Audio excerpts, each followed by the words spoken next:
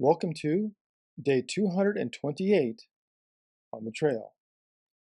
We have 5 readings for today from Galatians chapter 5 verse 13 through 6:18, 2 Kings chapter 14 verse 1 through 15:38, 2 Chronicles 25 verse 1 through 27 verse 9, Isaiah chapter 6 verse 1 through 8:22, and 2 Esdras chapter 5 verse 1 through 20. In Isaiah 6, we come to the call of Isaiah.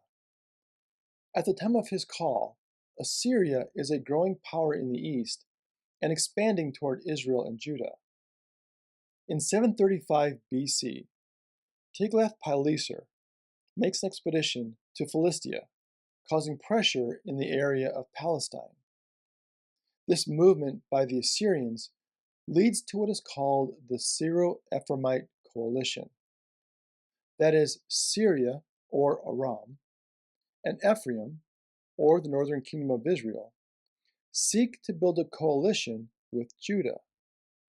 But Ahaz, the king of Judah, refuses to join in. So Rezin of Syria and Pekah of Ephraim try to force Ahaz to join. And instead of trusting God, Ahaz will request protection from the Assyrian king Tiglath-Pileser III.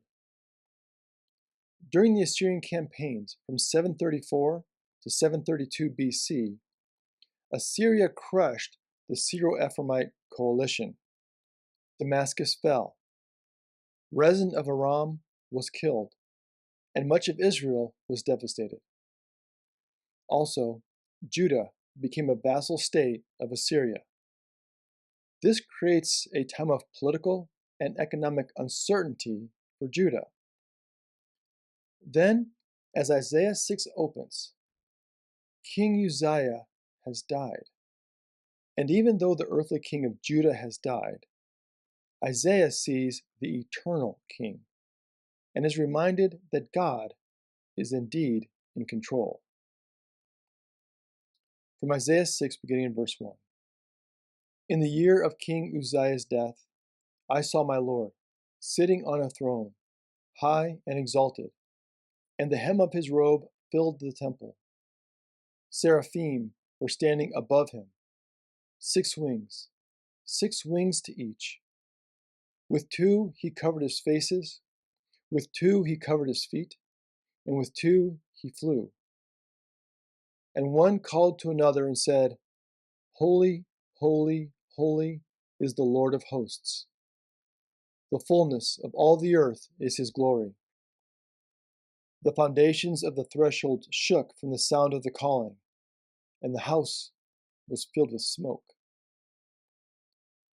Throughout this passage, note the repetitive use of filled. God is so encompassing that just the lower hem of God's garment fills the earthly temple. This image, which forms a background to apocalyptic literature, and the song that the seraphim sing, will also be important when we come to the book of Revelation.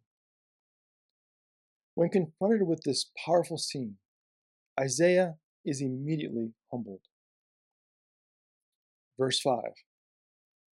And I said, Woe is me, for I am cut off, for I am a man of unclean lips, and I dwell in the midst of a people of unclean lips.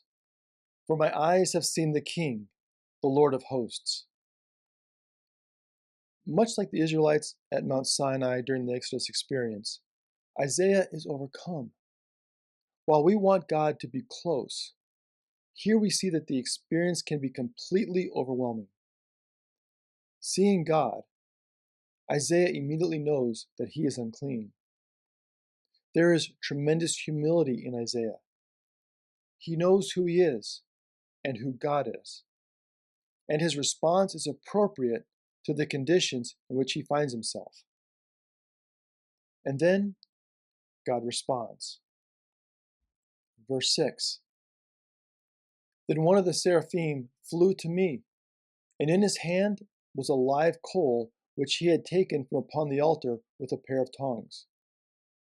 Then he made it touch my mouth and said, Now that this has touched your lips, Your guilt has departed and your sin has been covered. Then I heard the voice of my Lord saying, Whom shall I send? Who will go for us? So I said, Here I am. Send me. We find a strikingly different response to God's invitation by Isaiah when compared to Moses when he met God at the burning bush. Moses, when first called, objected to God's call by describing his lips as uncircumcised, which is basically synonymous with unclean, which is used here. But unlike Moses, who tried to avoid God's call by offering God a list of excuses, Isaiah volunteers without hesitation.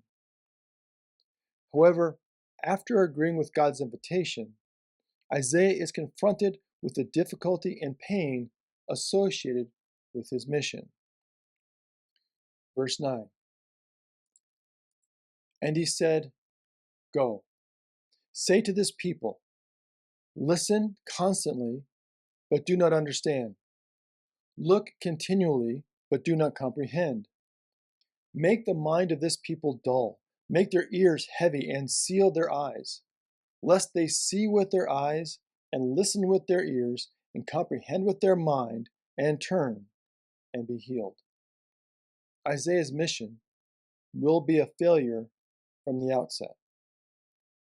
Isaiah is told to speak to the nation in such a way as to render them blinder, deafer, and more insensitive, lest the people repent.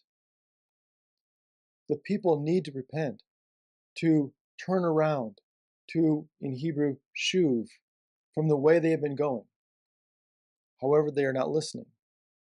And despite repeated warnings, time has come for judgment. The decision to destroy them has been made. We also saw this in the story of Pharaoh during the Exodus. After Pharaoh had been given several opportunities to let God's people leave Egypt, the time of decision ended, and the period of hardening of Pharaoh's heart and judgment began. We will see the same approach used by Jesus regarding his use of parables. From Matthew 13, beginning in verse 13. The reason I speak to them in parables is that seeing they do not perceive, and hearing they do not listen, nor do they understand. With them indeed is fulfilled the prophecy of Isaiah that says, You will indeed listen, but never understand. You will indeed look, but never perceive. For this people's heart has grown dull, and their ears are hard of hearing, and they have shut their eyes, so that they might not look with their eyes, and listen with their ears, and understand with their heart, and turn, and I would heal them. Repeatedly throughout the Bible, we are taught that we should not wait to turn back to God. There is no guarantee that we will have another opportunity, either by our death or by God's judgment. Today, this moment, is our opportunity. We should never allow ourselves to become dull or passively wait for tomorrow. Now yet, despite the futility of Isaiah's task, there is a glimmer of hope. Isaiah 6, beginning in verse 11. Then I said, How long, O Lord? And he said, Until cities lie waste without inhabitant, and houses without people, and the land is utterly desolate, until the Lord sends everyone far away, and vast is the emptiness in the midst of the land. Even if a tenth part remain in it, it will be burned again, like a terebinth or an oak whose stump remains standing when it is felled. The holy seed is its stump. What is the answer to how long? When there's nothing left except hope. A stump, and from it a holy seed.